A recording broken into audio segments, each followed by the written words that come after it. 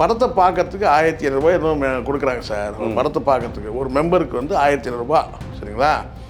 அப்போது வந்து பார்த்தீங்கன்னா அங்கே வந்து நிறைய போர்டு மெம்பர்ஸ் தானே சார் அவங்க வந்து பார்த்தீங்கன்னா நீங்கள் டைரக்டர் லீவ் போட்டார், ஒப்புதல் கையெழுத்து அவர் தான் பண்ணலாம். மெம்பர்ஸுக்கு அப்போ அதுதான் அங்கே பார்த்தேன் நான். யாருங்கன்னா சென்சார் போர்டு மெம்பர்கள் வந்து சிலர் வந்து உடல்நிலை சரியில்லாதனால தள்ளி வச்சிட்டாங்க. சரி சரி இன்றைக்கி தான் உடம்பு சரியில்லை, நாளைக்கு 2 நாள் கழிச்சு அதெல்லாம் கிடையாது, வித்தவுட் டேட்டு தள்ளி வச்சிட்டாங்க. ஸோ இது நல்லா தெரியுது. ஆனால் இவங்களுக்கு தேவைன்னு நான் சொல்லுவேன். ஏன்னா சென்சார் போர்டு மெம்பர்ஸ் பெரும்பாலும் கிடையாது, 100% கேட்டிங்கன்னா வந்து மத்தியில் இருக்க ஆளுங்கட்சியோட சப்போர்ட். ஆட்சியில் பங்கு அதிகாரத்தில் பங்கு யார் ஒரே லைனில் முடிச்சுடுவாங்க சார். ஆனால் இப்போ கடைசி அவ்வளோ ஆட்சி பங்கு அதிகாரத்து பங்கு இவங்க கூட்டணி கூப்பிட்ட கதைலாம் இருக்கட்டும். அதை தாண்டி என்ன சொன்னாங்க, 30%, 40%. எது 40%? நாளைக்கு இவர் தான் முதலமைச்சர், நாளைக்கு இவர் தான் முதலமைச்சர். இப்போ அங்கே என்டிஏ கூட்டணி போனது இவருக்கு முதலமைச்சர் பதவி கொடுத்துருவாங்களா? நான் கேட்குறேன். இந்த பெண்கள்லாம் வந்து பார்த்திங்கன்னா வந்து யார் கூப்பிடுவாங்க அப்படின்னு சொல்லி எதிர்பார்க்குற பெண்கள் இருப்பாங்க. சில பெண்கள் கூப்பிடுவாங்க, நீங்கள் வாங்கன்னு. கிட்டத்தட்ட எனக்கு தெரிஞ்ச வரைக்கும் டிவிக்கு இருக்கிற அந்த விஜயோட அந்த கல்ட்டை உடைச்சதே வந்து இவன் தான். இந்த ஐட்டங்கள் வந்து கூப்பிட்ற மாதிரி வேறு வழியிலாமல் சொல்கிறேன், ஐட்டம்ன்ற வார்த்தையை சொல்கிறேன். பிரவீன் சக்கரவர்த்தி வந்து பேசுவான் தவிர மேலிட பார்வையாளர்கள் அதுக்கு பிறகு வந்தாங்க. அவங்க கூட பார்த்திங்கன்னா நேராக விஜய்கிட்ட போய் நேராக வீட்டில் போய் பேசவே இல்லை.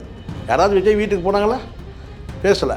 அப்போது இந்த இடத்துல வந்து கூட்டணி உறுதி பண்ணக்கூடிய அந்த இடத்துல வந்து பார்த்திங்கன்னா விஜய் ஒரு வேளை வந்து டெல்லிக்கு போய் ராகுல் காந்தியை நேரடியாக பேசியிருந்தால் கூட்டணி அமையறதுக்கான வாய்ப்பு இருக்குது. ஆனால் இவங்களுடைய பேச்சுக்கள் எல்லாமே வந்து பார்த்திங்கன்னா ஃபோனில் தான் இருந்தது தவிர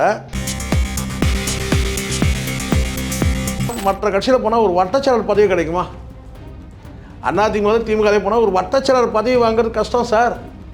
திமுகவில் போய் ஒரு வட்டச்செயலர் பதவி வாங்கிடுங்க, அவ்வளோ போட்டி இருக்கும். 10 வருஷம் 15 வருஷம். ஆமாம், அவ்வளோ உங்களுக்கு ட்ராக் ரெக்கார்டு காட்டி ஆகணும். அந்த அடிமை சேவகத்தை அப்படியே ஆளை மாற்றிட்டானுங்க. எது நல்லா புரிஞ்சுங்க, ஜெயலலிதா பண்ண தவறு அது.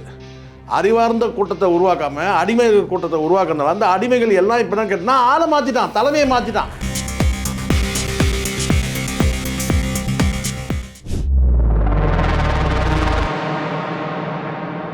மெட்ராஸ் மெயில் நேயர்களுக்கு வணக்கம். இன்றைய நேர்காணலில் நம்மோடு இணைந்திருக்கிறார் மூத்த ஊடகர் திரு சேகர் அவர்கள்.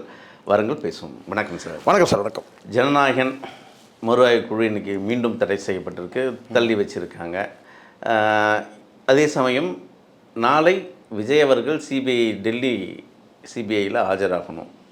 இதெல்லாம் ஒட்டுமொத்தமாக நம்ம பார்க்குறது என்னென்னா ஏற்கனவே பேசினது தான். கடைசி கட்டத்தில் தேர்தல் சமயத்தில் விஜய் வந்து என்டிஏ கூட்டணியில் இணைவார் அப்படின்னு நீங்களும் சொல்லியிருக்கீங்க, எனக்கு அந்த நினைவு இருக்குது. இதெல்லாம் எப்படி பார்க்குறீங்க? ஒட்டு எல்லாருக்கும் ஆச்சரியமாக அதிர்ச்சியாக இருக்கும் சார். எனக்கு எந்த ஆச்சரியமும் கிடையாது, அதிர்ச்சியும் கிடையாது. விஜய்க்கு வந்து வேறு வழி கிடையாது. இனிமேல் வந்து மோடி தான் கதி, வேறு வழி கிடையாது. ஏன்னா தனித்து நிற்கிற அளவுக்கு வந்து அங்கே வந்து 234 கேண்டிடேட்டும் கிடையாது, கட்சிக்கு கட்டமைப்பும் கிடையாது. அதனால் வந்து வேறு வழி இல்லாமல் என்ன சொன்ன முட்டு சந்தில் நிற்கிற மாதிரி தான் இன்றைக்கி விஜயோட நிலைமை. அதனால தான் நான் சொன்னேன், கடைசி நேரத்தில் இவங்க இழுத்து உள்ள சேர்த்துப்பாங்க. இவரும் என்ன சமாதானம் சொல்லிட்டு போகிறேன்னா, நமக்கு தேவை திமுக வந்து ஒரு பொது எதிரி, திமுகவை வந்து நம்ம வீழ்த்துறது தான் நம்மளுடைய குறிக்கோள், லட்சியம், கொள்கை அப்படி சொல்லிட்டு அப்படி போயிடுவார். முதல்ல இந்த ஜனநாயகன் படத்தை எடுத்துங்க. ஜனநாயகன் படத்தில் வந்து ரேசிங் கமிட்டி போயிருக்கு. என்ன சார்னு சொன்னால் அந்த ஸ்கூல் பசங்களாம் சொல்லுவாங்களா சார், இந்த ஸ்கூல் பசங்களாம் சொல்லுவேன். நான் கூட வந்து பார்த்திங்கன்னா சார் பல முறை வந்து பார்த்திங்கன்னா வந்து ஒரு முறையே இறந்துட்டாங்கன்னு வச்சுங்களேன். இந்த ஸ்கூல் லீவ் லெட்டர் கொடுக்கும்போதுலாம் எழுதுவேன். என்ன எழுதுவேன்னு கேட்டால் எங்கள் ஆயாவுக்கு உடம்பு சரியில்லைன்னு. எங்கள் ஆயா செத்து எத்தனை வருஷம் ஆச்சு. ஆனால் ஸ்கூல் லீவ் போகும்போதெல்லாம் கேட்டால் எங்கள் ஆயா செத்துட்டாங்க, எங்கள் தாத்தா செத்துட்டாரு இப்படின்னு சொல்கிறது பல முறை வந்து கடிதம் மூலமாக நம்ம வந்து ஆயாவும் தாத்தாவையும் நம்ம வந்து எழுதியிருக்கோம், மென்ஷன் பண்ணி எழுதியிருக்கோம். செத்து போயிட்டாங்க.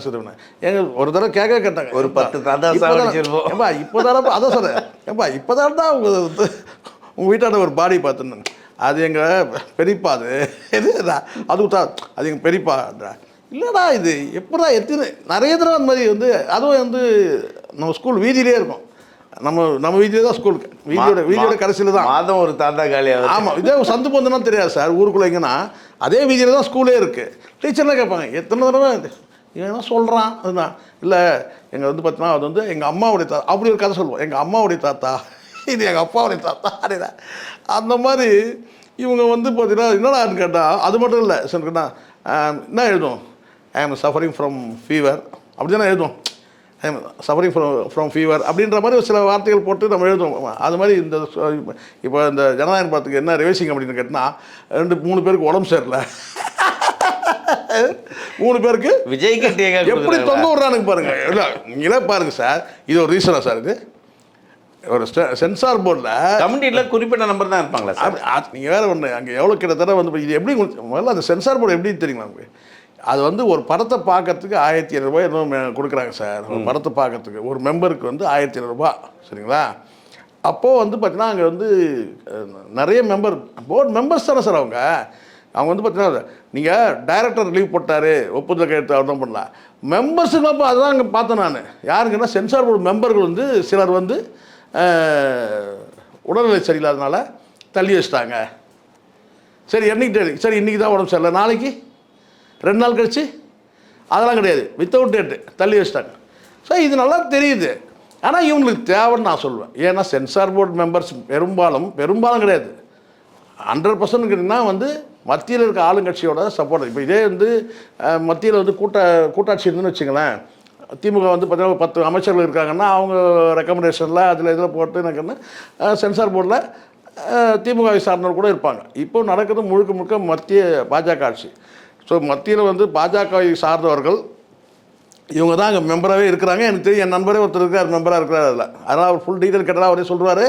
அது வந்து இது உண்மை. இது அப்படி இருக்கும்போது இப்போ இவர் என்ன சொன்னான்னு கேட்டால் வந்து ஜனநாயகம் படம் வராதுக்கு காரணம் என்னென்னா வந்து திமுகவோட சதி. இவனே பேசினானா இல்லையா 2 நாள் முன்னாடி? விஜய் என்ன சொன்னார், ஜனநாயகம் படம் வரல அப்படின்னு சொன்னேன். படம் வராதுக்கு காரணம் யார்? சென்சார் போர்டு தானே பிரச்சனை. சென்சார் போர்டு யார்கிட்ட இருக்குது? மத்திய அரசு இருக்குது. ஆனால் என்ன சொன்னாங்கன்னா இதை பேசிகிட்டே இருந்தாங்க, நம்ம பார்த்தோம், சரிங்களா? இப்போ வந்து என்னென்னா சென்சார் போர்டு கேட்டால் ரிவைசிங் கமிட்டி எடுத்தாச்சு. ஆனால் எடுத்து பண்ணும்போது அவர் வித்தவுட் டேட்டு போஸ்ட்போன் பண்ணிட்டாங்க. அதுக்கு ரீசன் என்ன? ஒரு உடம்பு சரியில்லை, சென்சார் போர்டு மெம்பருங்களாம் உடம்பு சரியில்லாமல் போயிட்டாங்க. இப்போ இந்த மீன் டைம் வந்து அவங்களுக்கு அங்கே வந்து விஜய் வந்து டெல்லிக்கு வர வைக்கிறாங்க சிபிஐ விசாரணைக்கு. இப்போ இது எல்லாத்தையும் பார்க்கும்போது இது ரெண்டுத்தையும் அப்படி வச்சுட்டு ஒரு 2 நாளைக்கு முன்னாடி வந்து ஒரு 2 டேஸ் முன்னாடி வந்து இவர் பவன் கல்யாணம் வந்து நீங்கள் என்டிஏ கூட்டணியில் வாங்க, ஒரு மேற்கோள் காட்டுறாரு இருக்குது, சிரஞ்சீவி மாதிரி ஆகக்கூடாது, என்ன மாதிரி நீங்கள் துணை முதலமைச்சர் ஆகிடுங்க வாங்கன்னு சொல்லிட்டு அவர் கூப்பிட்றாரு. அவர் தான் முதல்ல வந்து மீடியேஷன் வேலையை பார்க்குறாரு. புரோக்கர்னு சொன்னால் அவங்களுக்குலாம் கோபம் வருது என்ன, அதை வேலையை அவர் தான் பண்ணுறாரு. பிஜேபியிலேருந்து யாரும் வந்து இவரை கூட்டணிக்கு முதல் கட்டமாக கூப்பிடல. எங்கேருந்து வருதுன்னா பவன் கல்யாண் வந்து ஒரு அறிவுறுத்துற மாதிரி ஒரு அட்வைஸாக கொடுக்குறாரு, நீங்கள் வாங்க என்டிஏக்கு வாங்க அப்படின்னு ஒரு அழைப்பு கொடுக்குறாரு. ஆனால் இவங்க தரப்புலேருந்து வழக்கம் போல் எதுவும் மௌனமாக இருக்காங்க. இப்போ இதே நீங்கள் லிங்க் பண்ணி பார்த்தீங்கன்னா ஒரு பக்கம் ஜனநாயகம் படத்துக்கு வந்து உடம்பு சரியில்லை அப்படி சொல்லிட்டு ஜனநாயகனுக்கு ஒரு இடி, விஜய் அங்கே இங்கே ஜனநாயகனை தொங்க விடுறாங்க, இங்கே நிஜநாயகனை வந்து என்ன செய்கிறாங்க, இது இப்படி சொல்லலாம். நம்ம என்னென்னு கேட்டால் ஒரு பக்கம் ஜனநாயகனை தொங்க விடுறாங்க, இன்னொரு பக்கம் த்ரிஷா நாயகனை சிபிஐ கூப்பிட்டுருக்காங்க, டெல்லி கூப்பிட்டுருக்காங்க. அப்படிதான். ஆமாம், த்ரிஷா நாயகன். இது ஜனநாயகன், அது த்ரிஷா நாயகன். ஓகே. ஸோ இப்போ இதுதான் இப்போ இதை வச்சு ஒரு கன்க்ளூஷன் வந்துடலாம் சார். என்னன்னா இவங்க கூட்டணிக்கு போயிடுவாங்க. ஆமாம். ஆனால் இவங்க மார்த்தட்டி இந்த விஷயம் வந்து ஆட்சியில் பங்கு அதிகாரத்தில் பங்கு யார் ஒரே லைனில் முடிச்சுடுவானுங்க சார். ஆனால் இப்போ கடைசி அவ்வளோ ஆட்சி பங்கு அதிகாரத்து பங்கு இவங்க கூட்டணி கூப்பிட்ட கதைலாம் இருக்கட்டும். அதை தாண்டி என்ன சொன்னாங்க, 30%, 40%. எது 40%? நாளைக்கு ஒரு தான் முதலமைச்சர், நாளைக்கு இவர் தான் முதலமைச்சர். இப்போ அங்கே என்டிஏ கூட்டணி போனது இவருக்கு முதலமைச்சர் பதவி கொடுத்துருவாங்களா? நான் கேட்குறேன். இப்போ என்டிஏ முதலமைச்சர் பதவி கொடுத்துருவாங்களான்னு கேட்குறேன். எடப்பாடி அந்த விஷயத்தில் கராராக இருப்பார், முதலமைச்சர் அவர் தான். போய் வேணால் ஒரு 30 சீட்டு 40 சீட்டு வாங்கிக்கலாம், அவ்வளோதான். அதுதான் இந்த கூட்டணி விஷயம் வரும்போது தான் திரு ஆதவ் அவர்களோட அந்த பேட்டி நமக்கு நினைவுக்கு வருது. விசிகாவை வந்து ஒரு அழுத்தம் கொடுத்து அவங்க திமுகவிலேயே வச்சுட்டாங்க. அண்ணன் வந்து வெளியே வர மாதிரி தான், விஜய் கட்சியில் சேர்ற மாதிரி தான் இருந்தது தாவிகாவில். அடுத்தது வந்து நாங்கள் சீரியஸாக கொஸ்டின் சொல்கிறேன். அடுத்தது வந்து காங்கிரஸ் முக்கியமாக அதிகாரத்தை வைத்து ஆதவ் வந்து எப்படி தெரியுமா சார், தப்பாக எடுத்துக்காதீங்க, தயவு செஞ்சு யாரும் இந்த வீடியோ பார்க்குற தப்பாக எடுத்துக்காதீங்க. இந்த சில பேர் நீங்கள் பார்த்துருப்பீங்க, அது இங்கே பெங்களூரில் எடுத்துங்க, இல்லை சோனாகஞ்சில் எடுத்துங்க, இல்லை வந்து பார்த்தீங்கன்னா வந்து மும்பையில் இருக்கிற ரெட் லைட் ஏரியாவை எடுத்துங்க. இந்த பெண்கள்லாம் வந்து பார்த்திங்கன்னா வந்து யார் கூப்பிடுவாங்க அப்படின்னு சொல்லி எதிர்பார்க்குற பெண்கள் இருப்பாங்க. சில பெண்கள் கூப்பிடுவாங்க, நீங்கள் வாங்கன்னு. கிட்டத்தட்ட எனக்கு தெரிஞ்ச வரைக்கும் டிவிக்கு இருக்கிற அந்த விஜயோட அந்த கல்ட்டை உடைச்சதே வந்து இவன் தான். இந்த ஐட்டங்கள் வந்து கூப்பிட்ற மாதிரி வேறு வழியிலாமல் சொல்கிறேன், ஐட்டம்ன்ற வார்த்தையை சொல்கிறேன். இந்த ஐட்டங்கள் கூப்பிடுவாங்க பாருங்கள், அப்படி தான் இவன் கூப்பிட்டுருக்காங்க போயிட்டு. இல்லை இவன் போகிறான் சார். தங்கையை அன்னைக்கு மகளிர் மாநாடு அந்த மகளிர் கொண்டாட்டத்தில் அவங்க தங்கையை அறிமுகப்படுத்துகிறார் கூட்டத்தில். எல்லோரோட வீட்டுக்கும் நாங்கள் வருவேன், என் தங்கையும் வருவா, யார் இந்த வீட்டுக்கு வருவேன் அந்த வீட்டுக்கு வருவேன்லாம் நினைக்காதீங்க, நான் எல்லாரை விட சமமாக வருவேன். ஒரு விஷயம் அப்படியே விடுங்க, என் தங்கையை உங்கள் கூட சேர்த்துங்க பாருங்க. நல்லா புரிஞ்சுங்க, இந்த தங்கை கிங்கை இதெல்லாம் பார்த்துட்டு தானே இருக்கோம் பேசுறது ஒன்றுத்தையும். அதுக்கு பதில் கொடுக்க துப்பு கிடையாது இவங்களுக்கு. ஒன்று ஒரு வார்த்தை பேசி தானே இருக்குது பெண்களுங்க. பார்த்துட்டு தான் பெண்கள் தான் நம்ம சொல்கிறோம், பெண்கள் மாதிரியா பேசுதுங்க, எல்லாம் தருதலைகளாக தான் பேசிட்டு இருக்குங்க. ஒரு வார்த்தையை பாருங்கள் நீங்களே. சார் சில பேரெல்லாம் வெளியே ஓப்பனாக அறிக்கை விடுறாங்க, நாங்கள் தவறு பண்ணுறேன்னு அறிக்கை விடுறாங்க சார். அது வேறு சார். நல்ல பெண்கள் யாரும் இந்த டிவிக்கெல்லாம் இருக்க மாட்டாங்க.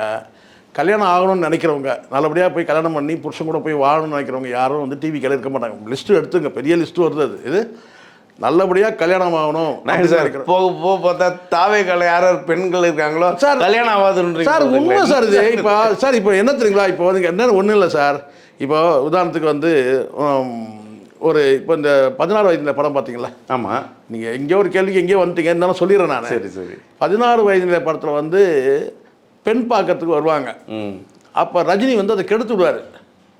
அப்போ என்ன சொல்ல கேட்டினா, மயிலுக்கும் புதுசாக வந்த அந்த டாக்டருக்கும் அப்படி இப்படி.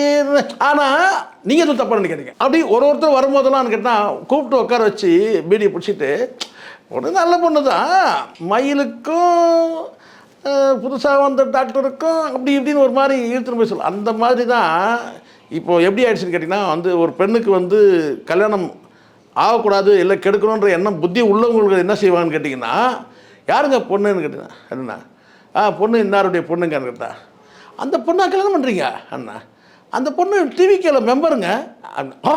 டிவிக்கேல மெம்பரா அண்ணா, வேணாம் அந்த அலைன்ஸு இது அப்படி ஒரு சூழ்நிலை வந்துடும். டிவிக்கெல்லாம் அலைன்ஸா வேணான்ற முடிவுக்கு வந்துடுங்க. அதே மாதிரி பையனுக்கும் சரிங்கண்ணா. ஏன்னா இப்போ அந்த மாதிரி ஒரு பிராண்டு கிரியேட் ஆகிடுருக்கு. இவங்களுடைய பேச்சுக்கள் எல்லாம் கேட்டால் டிவிக்கேல மெம்பர்னா அந்த பொண்ணுக்கு வந்து கல்யாணம் ஆகிறது லேட் ஆகும். லேட் ஆகுனா என்ன, வேணான்னுவாங்க. தாவேக்காவிலே மாப்பிள்ளை இருப்பாங்க சார். இல்லை சார், அப்படி வேணா நடக்கிற வாய்ப்பு இருக்குது. இது ஒரு தற்குறி, இன்னொரு தற்குறி. இது தற்குறிகளுக்குள்ளே கல்யாணம் நடக்கும். ஆனால் உண்மையை நான் சொல்கிறேன். ஏன்னா நான் ஏற்கனவே சொன்னது நீங்கள் வந்து பலரும் புரிஞ்சுக்கல சார். ஒரு 4th ஜெண்டர் கிரியேட் ஆகிட்டு இருக்கு சார். நீங்கள் வந்து ஃபஸ்ட்டு செகண்ட் தேர்டு தாண்டி ஒரு 4th ஜெண்டர் ஒரு தனி கூட்டமாக தானே இருக்கிறானுங்க. அது சொல்லப்படுது. அதனால் இது வந்து இன்றைக்கி யதார்த்த நிலை. இவங்க சொல்கிறாங்க, அவங்க சொல்கிறாங்க. என் பார்வையில் சொல்கிறேன், இந்த பசங்கள்லாம் வந்து பார்வை வந்து போயிடுது. ஐயோ இந்த கட்சியில் வந்து இவங்கெல்லாம் மெம்பர்னால் எப்படிப்பட்டவங்களாக இருப்பாங்க பார்க்குறோம்ல சார் நம்ம. அதுதான் இப்போ ஆதவோட அந்த விமர்சனம் நம்ம இது இப்படி சார். இது வந்து காங்கிரஸை வந்து அரசியல் அதிகாரம் வைத்து நிறுத்திட்டாங்க. கூட்டணிக்கு எங்கள் கூட கூட்டணி வர்றதை வந்து காங்கிரஸ் தாவேகாவோட கூட்டணி வரத திமுக தன் அதிகார பலத்தை கொண்டு அடக்கி வச்சுட்டாங்க. நான் என்ன கேட்கிறேன், திருமாவளவனை திமுக வசியம் செய்து அடக்கி வச்சுட்டாங்க. இன்றைய நிலைமை விஜய் வந்து என்டிஏ கூட கண்டிப்பாக போயிடுறதுக்கு வாய்ப்பு இருக்கா? இல்லை அதுதான் சார், அதுதான் நான் சொல்ல வரேன். வேறு வழி வேறு சார், கழுத கட்டா குட்டிச்சவர்னு சொல்லுவாங்கள்ல, அப்படி தான். முதல்ல இவங்களோட அந்த திட்டங்கள், இவங்களோட அந்த அறிக்கைகள் எல்லாம் என்ன ஆகும் அதை தான் நான் சொல்கிறேன். அதாவது முதல்ல என்னென்னா, ஏன் வந்து காங்கிரஸோட கூட்டணி பொருந்தலைன்றதை முதல்ல புரிஞ்சுங்க. இவங்க ஒரு கல்ட்டு கிரியேஷனில் ஒரு எஜமான் தோரணையில் இவங்க இருந்தாங்க. காங்கிரஸ் வந்து அவனுடைய நிர்வாகின்னு கூட சொல்ல முடியாது, ஸ்ட்ராட்டஜிஸ்ட்ன்ற பேரில் இந்த பிரவீன் சக்கரவர்த்தி வந்து பேசுவான் தவிர மேலிட பார்வையாளர்கள் அதுக்கு பிறகு வந்தாங்க. அவங்க கூட பார்த்திங்கன்னா நேராக விஜய் கிட்ட போய் நேராக வீட்டில் போய் பேசவே இல்லை. யாராவது விஜய் வீட்டுக்கு போனாங்களா? பேசலை. அப்போது இந்த இடத்துல வந்து கூட்டணி உறுதி பண்ணக்கூடிய அந்த இடத்துல வந்து பார்த்திங்கன்னா விஜய் ஒரு வேளை வந்து டெல்லிக்கு போய் ராகுல் காந்தியை நேரடியாக பேசியிருந்தால் கூட்டணி அமையறதுக்கான வாய்ப்பு இருக்குது. ஆனால் இவங்களுடைய பேச்சுக்கள் எல்லாமே வந்து பார்த்திங்கன்னா ஓவர் ஃபோனில் தான் இருந்தது தவிர மீடியேட் பண்ணக்கூடிய நபர்கள் இவங்க என்ன எதிர்பார்க்குறாங்க. ஹைதராபாத்தில் ஆதவ் வந்து சந்தித்து பேசினா, ஹைதராபாத்தில் போய் சந்திக்கிறோன்னா பவன் கல்யாணம் தானே சந்திக்க முடியும். என் கேள்வி அதுதான். ஹைதராபாத்தில் போய் சந்திக்கணும்னா பவன் கல்யாணம் சந்திக்க முடியும். நீங்கள் டெல்லிக்கு போனால் தான் ராகுலை சந்திக்க முடியும். என்ன சார் கணக்கு இது? இப்போது பவன் கல்யாண் வந்து ஹைதராபாத்தில் இருக்கிறாரு, இவர் ஹைதராபாத்தில் போயிருக்கிறாரு. இவர் வந்து 2 நாள் கழித்து இவர் போயிட்டு வந்த பிறகு அங்கே ஒரு வேளை இவர்கிட்ட கேட்டிருக்கலாம்.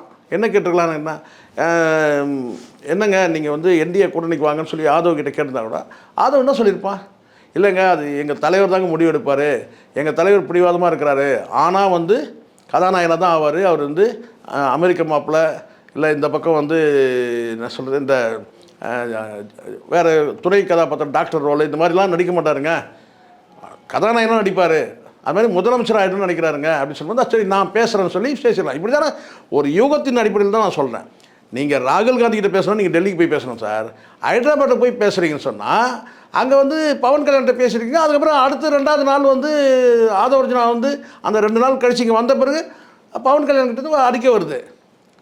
என்னன்னா வந்து ஒரு சமிக்ஞை, முதல்ல சிக்னல் என்னன்னு கேட்டிங்கன்னா, நீங்கள் வந்து எங்கள் அண்ணன் மாதிரி ஆயிடாதீங்க, என்ன மாதிரி ஆயிடுங்க, துணை முதலமைச்சர் பதவி வாங்கிக்கோங்க அப்படின்னு சொல்லு. இவங்க துணை முதலமைச்சர் பதவி கொடுக்க போய் இப்போ இவங்களுக்கு துணை முதலமைச்சர் பதவி கொடுக்குறேன்றாங்க. எப்படி இருக்கு பாருங்க.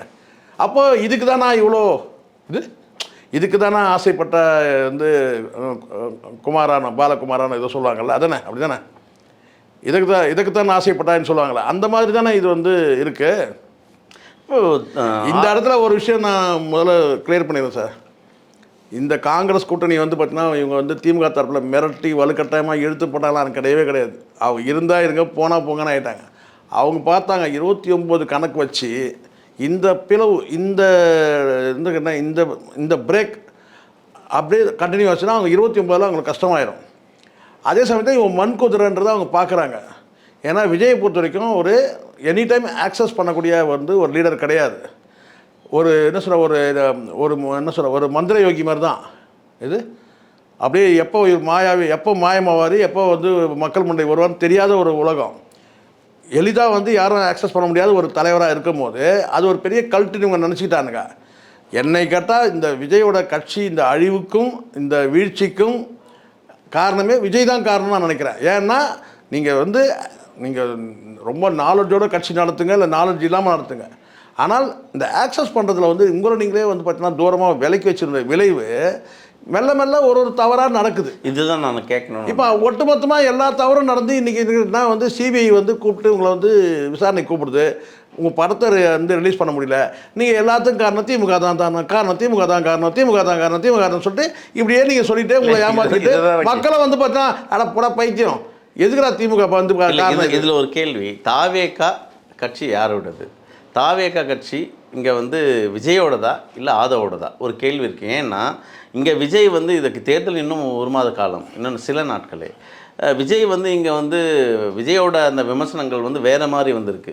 இங்கே வந்து தன்னோட சொந்த விஷயத்துலலாம் இங்கே கருத்துக்கள் அரசியல் ரீதியாக இங்கே மக்கள் மத்தியில் பேசப்படலை.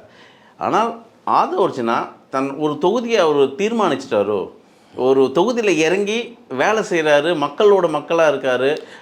இன்னொரு விஷயம், 2 விஷயம் இங்கே என்னோட கேள்வி முடிச்சுக்கிறேன். விஜய் பக்கம், அதாவது விஜயோட அந்த சொந்த விஷயம் இருக்கு இல்லையா, த்ரிஷாவுக்கும் சங்கீதாவுக்கும் விஜய்க்கும் உள்ள அந்த அந்த சலசலப்பு, இது வந்து திமுக சங்கீதா ஏவி வேலை செய்யுது. அதே சாயல் தான் திரு ஆதவ அவர்களுக்கும் நடந்தது. என்னோட குடும்பத்தாரை வைத்தே என்னை பற்றி பேச வச்சாங்க, அந்த அமாவாசை அவங்க மைத்துனர் சொன்ன அந்த விஷயம், இதெல்லாமே திமுக தான் செய்யுது அப்படின்ற பார்வை. இதை எப்படி பார்க்குறீங்க? இப்போது முதல்ல ஒரு விஷயம் சொல்லி கிளியர் பண்ணிடுறேன். முதல்ல இந்த ஆதவ அர்ஜுனா, இந்த புஷி ஆனந்த், இந்த இன்னொருத்தருக்கான இந்த ராஜ்மோகன், நிர்மல்குமார், இந்த நபர்கள் எல்லாம் வந்து திமுக போன்ற இல்லை அதிமுக போன்ற ஒரு அரசியல் கட்சியில் போயிட்டு ஒரு கீ போஸ்ட்டில் வர முடியுமா, ஒரு முன்னணி போஸ்ட்டில் வர முடியுமா? நிர்மல்குமார் கூட பார்த்தீங்கன்னா இங்கே ஐடி விங்க பார்த்துக்கிற இடத்துல தான் இருந்தால் தவிர அதை தாண்டி எந்த போஸ்ட்டாக கிடையாது, அதிமுக கிடையாது. நிர்மல்குமார் வந்து இதே வந்து நான் ஊடகத்தில் பேட்டி கொடுக்கும்போது பார்த்திங்கன்னா வந்து இதே மாதிரி வந்து உட்காந்துட்டு இருப்பார். சரிங்களா, பல இடத்துல நான் பார்த்துருக்குறேன். வந்து உட்காந்துருப்பார், பெரிய வந்து கிடையாது. பிஜேபியில் போய் அங்கே கொஞ்ச நாள் இருந்தார். அங்கே வந்து பல இந்த ஐடிவிங்களை இந்த உள்ளடி வேலைகள்லாம் பண்ணுவாங்க, அந்த ஃபேக்காக பண்ணக்கூடிய வேலையெல்லாம் பண்ணுவாங்க. அதுதான் அவர் இருந்தது. சரிங்களா, அந்த வார் ரூம்னு வச்சுக்கிட்டு அது பண்ணது, அதுதான் இவங்க இருந்தது. மற்றபடி பெரிய அரசியல் வந்து பார்த்திங்கன்னா வந்து அனுபவம்லாம் ஒன்றும் கிடையாது. அப்போது இந்த ஆதவர்ஜனா இருக்கட்டும், இந்த ஆதவர்ஜனா எங்கே இருந்தால் கேட்டால் பிரசாந்த் கிஷோர் வந்து ஸ்ட்ராட்டஜி பண்ணும்போது டிஎம்கே 2021 அப்போ வந்து பார்த்தீங்கன்னா அங்கே வந்து முறவாசல் பண்ணித ஆள் தான். அப்படியே வாய்ஸ் ஆஃப் காமன்னா பெரிய இதெல்லாம் ஒன்றும் கிடையாது. அங்கே வந்து பார்த்தீங்கன்னா அங்கே வந்து பிரசாந்த் கிஷோர் கூட வந்து ஒரு 200 பேர் இருந்தாங்கன்னா அதே மாதிரி வேறு ஒரு 200 பேர். இப்போ எப்படி நம்ம தம்பிங்கெல்லாம் வந்து பல ஐடிவிங்கில் வந்து வேலை செய்கிறாங்க பார்த்தீங்களா, நம்ம அந்த மாதிரி ஒரு நபர் தானே தவிர பெரிய இதெல்லாம் கிடையாது. அந்த குடும்பத்தோடு சேர்ந்து அமாவாசைன்ற அந்த குணம் இருக்கிறதுனால எப்படி அமைதிப்பட அமாவாசையாக எளிதாக வந்து முகசுத்தி பாடி நெருக்கமாயிடுறது. அப்படி தான் வந்து அங்கேருந்து விலைக்கு வந்து விசிகாவில் வந்து கொஞ்சம் சில்லறைகளை தெளித்து விட்டு அது முழுக்க முழுக்க ஒடுக்கப்பட்ட மக்களுக்கான அந்த கட்சி, அந்த கட்சியில் வந்து தன்னை வந்து பெரிய வந்து பணக்காரனாக தன்னை காட்டிக்கிட்டு, ஆனால் மாமனார்கிட்ட வந்து பிச்சை எடுத்து பிழைக்கிறவன், மாமனாருடைய சுரண்டி பிழைச்சவன், இல்லை மாமனாரை பிளாக்மெயில் பண்ணி சம்பாரிச்சவன் ஊருக்கே தெரியும். ஆனால் அந்த பணத்தை வச்சுருக்கேன்னா அங்கே ஒரு பெரிய ஒரு பெரிய கட்டமைப்பு, ஒரு கட்டமைப்பு பெரிய கல்ட்டு மாதிரி காட்டிக்கிறது. அங்கேருந்து வெளியே வந்துட்டு இங்கே வந்து டிவிக்கில் வந்து ஒட்டிக்கிட்டு இது பண்ணேன். நான் இப்போ கேட்குற ஒரே இருக்கிறது தான், அந்த ஆதவர்ஜனாவாக இருக்கட்டும், நிர்மல்குமாராக இருக்கட்டும், ராஜ்மோகனாக இருக்கட்டும், இந்த லோலாய் மணியாக இருக்கட்டும், அவனை லோலாய் மணி தான் சொன்னான். இவனுங்கெல்லாம் மற்ற கட்சியில் போனால் ஒரு வட்டச்செயலர் பதவி கிடைக்குமா? அதிமுக திமுகவே போனால் ஒரு வட்டச்செயலர் பதவி வாங்குறது கஷ்டம் சார். திமுகவில் போய் ஒரு வட்டச்செயலர் பதவி வாங்கிடுங்க, அவ்வளோ போட்டி இருக்கும். 10 வருஷம் 15 வருஷம். ஆமாம், அவ்வளோ உங்களுக்கு ட்ராக் ரெக்கார்டு காட்டி ஆகணும். நீங்கள் சும்மாலாம் கிடையாது. ரொம்ப நான் அறிவார்ந்து இதை அணுகணும்னு நினைக்கிறேன். இந்த கேள்வியை நீங்கள் டிஎம்கேலையோ அண்ணா டிஎம்கேலையோ அவ்வளோ எளிதாலாம் வந்து நீங்கள் வந்து ஒரு வட்டச்செயலர் பதவி வாங்கிட முடியாது. அவ்வளோ கடுமையாக உழைக்கணும். ட்ராக் ரெக்கார்டு நீங்கள் காமிச்ச பிறகு தான் அந்த போஸ்ட்டுக்கு வர முடியும். 20 வருஷம் சொல்லுவாங்க, 20 வருஷமாக ஒருத்தர் வட்டச்செயலராக இருக்கார். ஆமாண்டா, ஏன்னா அதில் அவ்வளோ வந்து எளிதாக ஒருத்தர் வந்து ஒரு கேண்டிடேட்டாக நிற்கிறாருன்னு சொன்னால் அவர் எவ்வளோ ரெக்கார்டுகளை கொண்டு வந்து காட்டாது தெரியுமா? எனக்கு இந்த தொகுதி வேணும் அப்படின்னு சொல்லி ஒரு வந்து தொகுதி நேர்காணலில் அவ்வளோ பேப்பர்களை காட்டணும், கடந்த கால வரலாறுகளை காட்டணும். இவர் என்னெல்லாம் பண்ணீங்க நீங்கன்னு சொல்லிட்டு அவன் ஃபுல் ஹிஸ்ட்ரியை கொண்டு வந்து காட்டுவான். நான் இப்படிலாம் கட்சி குறைச்சி அதுதான். ஆனால் இவங்களாம் வந்து பார்த்தீங்கன்னா எளிதாக போய் அந்த கட்சியில் போய் உட்காந்துட்டாங்க சார். அங்கே வந்து என் பார்வையில் நான் சொல்கிறேன், ஜான் ஆரோக்கியசாமி கிட்ட இருந்த வரைகளும் அந்த ஸ்ட்ராட்டஜி எல்லாமே கரெக்டாக தான் அந்த ஆள் கொண்டு போனார். அவர் பண்ண ஒரு தப்பு, ஜான் பண்ணதா தப்பு பண்ணதா நான் என்ன நினைக்கிறேன்னா, உள்ளே எப்படியும் வந்து பார்த்தீங்கன்னா வந்து 2வது 3வது நபர்கள் கொண்டு வர போகிறோம். புஷியானந்த் தாண்டி இன்னும் சில பேர் கொண்டு வரும்போது பார்த்தீங்கன்னா, அப்போது மற்ற நபர்கள் உள்ளே வர்றதுக்கு முன்னாடி புஷியானந்த் அங்கேருந்து அப்புறப்படுத்திக்கணும். புஷியானந்துக்கும் இந்த மண்ணுக்கும் தொடர்பே கிடையாது. இந்த புஷியானந்துக்கும் இந்த மண்ணுக்கும் தொடர்பு கிடையாது. புஷியானந்த் பாண்டிச்சேரிக்கு பேக் பண்ணி அனுப்பியிருக்கணும். அப்போ நீங்கள் வந்து சினிமா ரசிகர் மன்றத்தை கூட நீங்கள் கையில் வச்சிங்க. எப்போ வந்து நல்லா புரிஞ்சுங்க, எப்போ நீங்கள் வந்து கடைசி படம்னு முடிவு பண்ணிட்டீங்களோ அப்போவே ரசிகர் மன்றத்துக்கு வேலை கிடையாது. நல்லா புரிஞ்சுக்கிட்டீங்களா? ரசிகர் மன்றத்துக்கு வேலை கிடையாது. ரசிகர் மன்றத்தை கலெக்ஷன். ஆமாம் சார், இப்போ விஜய் மக்கள் இயக்கமாக ஆக்கிட்டீங்க. விஜய் மக்கள் இயக்கம் வந்து பார்த்தீங்கன்னா அரசியல் கட்சி ஆகிட்ட பிறகு உங்களுக்கு அங்கே வேலை முடிஞ்சிருச்சு. உங்களுக்கு நீங்கள் ஆர்கனைஸ் பண்ண தானே வந்தீங்க இந்த ரசிகர் மன்றத்தை. அவர் பொதுச் செயலாளர் இல்லை சார், பொதுச் செயலாளர், கட்சிக்கு பொதுச் செயலாளர் சார். ஆமாம், நீங்கள் ரசிகர் மன்றத்தை அவர் எப்படி பேக் இருங்க, ரசிகர் மன்றத்துக்கு தலைவராக கூட நீங்கள் இருங்க சார். நான் தான் அங்கே ரசிகர் மன்றத்துக்கு வேலை இல்லைன்னு சொல்லிட்டேனே சார். இங்கே தன் மனைவிக்கே வேலை இல்லை. புஷியானந்தும் அவர் வந்து ஒரு பொதுச் செயலாளர் நியமிச்சு வச்சிருக்காரு. அதுதான் அவர் எப்படி நீங்கள் பேக் பண்ணிடுங்க சொல்லல சார். அதை பண்ணியிருக்கணுன்ற தவறுன்ற நான் சினிமா வாழ்க்கை முடிஞ்சிச்சு, ரசிகர் மன்றத்தையும் முடியாச்சு, விஜய் மக்கள் இயக்கமாக மாற்றியாச்சு. புரியுதா சொல்கிறது? அதை வந்து பார்த்தீங்கன்னா கட்சியாக மாற்றியாச்சு. பாண்டிச்சேரியில் ஒரு கிளை போய் பாண்டிச்சேரியில் போய் பார்த்துக்கோ, கிளம்பு பாண்டிச்சேரிக்கு பேக் பண்ணிடணுன்றான். பாண்டிச்சேரியில் இருக்க கட்சியை நீங்கள் நடத்துது. போய் அங்கே போய் வந்து இப்போ அதிமுக ஒரு விங்கு இல்லை சார், அங்கே அதிமுக திமுகவுக்கு விங்கு இல்லை, பாண்டிச்சேரிக்கு இருக்குல்ல, அது மாதிரி அனுப்பி விட்டுருந்தாங்க. இப்போ இந்த இடத்துல வந்து பார்த்தீங்கன்னா இந்த மண்ணுக்குள்ளவனை யாராவது ஒரு மாற்று கட்சியிலேருந்து வந்தாலும் கூட அவங்களை கொண்டு வந்து நீங்கள் போட்டிங்கன்னா கரெக்டாக இருக்கும். அது தாண்டி அறிவார்ந்த தம்பிகள் நிறைய பேர் இருக்கிறாங்க.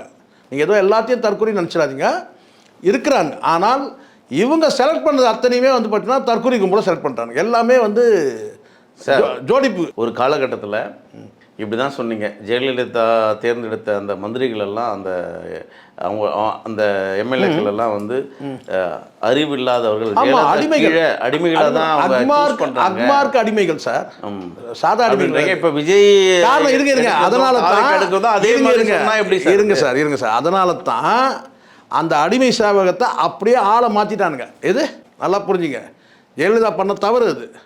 அறிவார்ந்த கூட்டத்தை உருவாக்காமல் அடிமைகள் கூட்டத்தை உருவாக்குன அந்த அடிமைகள் எல்லாம் இப்போ என்ன கேட்டால் ஆளை மாற்றிட்டான், தலைமையை மாற்றிட்டான். இது இல்லைன்னா சொல்லணும் சார், இது வந்து அந்த பணம் கூட வந்து பார்த்தீங்கன்னா வந்து